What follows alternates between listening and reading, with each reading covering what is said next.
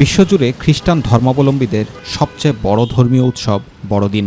উৎসব উদযাপনে ঢাকাসহ দেশের বিভিন্ন স্থানে গির্জা ও খ্রিস্টান পরিবারগুলোতে চলছে শেষ মুহূর্তের প্রস্তুতি। 2000 বছরেরও আগে ফিলিস্তিনের বেথলেহেম শহরে জন্ম যিশু খ্রিস্টের। মানবজাতিকে ভালোবাসা, ক্ষমা আর শান্তির পথ দেখাতেই তার এই আগমন, এমনটাই বিশ্বাস খ্রিস্টান ধর্মাবলম্বীদের।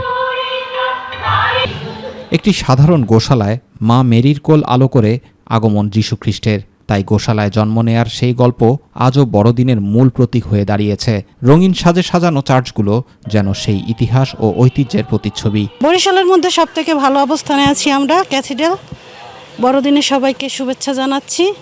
আমাদের বড়দিনের প্রত্যাশা থাকবে আমরা যেন সবাইকে মিলে এই বড়দিনের আনন্দ যেন উদযাপন করতে পারি। বড়দিনের আগে 4 সপ্তাহের অপেক্ষার সময়কে বলা হয় আগমনকাল। এই সময় শুধু উৎসবের প্রস্তুতিই নয়, নিজেকে শুদ্ধ করার মধ্য দিয়েই বড়দিনকে স্বাগত জানান খ্রিস্টান ধর্মাবলম্বীরা।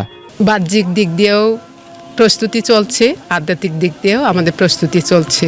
শুধু চার্চেই নয়, ঘরেও চলছে বড়দিন ঘিরে নানা প্রস্তুতি। এদিকে বড়দিন উপলক্ষে চার্চ ও পার্শ্ববর্তী এলাকায় নিরাপত্তা নিশ্চিত করতে কাজ করছে আইনশৃঙ্খলা বাহিনী। সব ধর্মের মানুষের কাছে এই বার্তাই দিতে চাই যে প্রত্যেকটি ধর্মীয় মূল্যবোধ আছে, মানবতার কথা বলে, আধ্যাত্মিকতার কথা বলে এবং বিভিন্ন মূল্যবোধের কথা বলে। তারা ভেরি মাচ হ্যাপি। আমরা যেভাবে পদক্ষেপ নিচ্ছি তাতে তারা অনেক সন্তোষ প্রকাশ করেছে এবং বিগত দিনেও কোনো ঝামেলা হয়নি, এবারও আশা করছি কোনো ঝামেলা হবে না।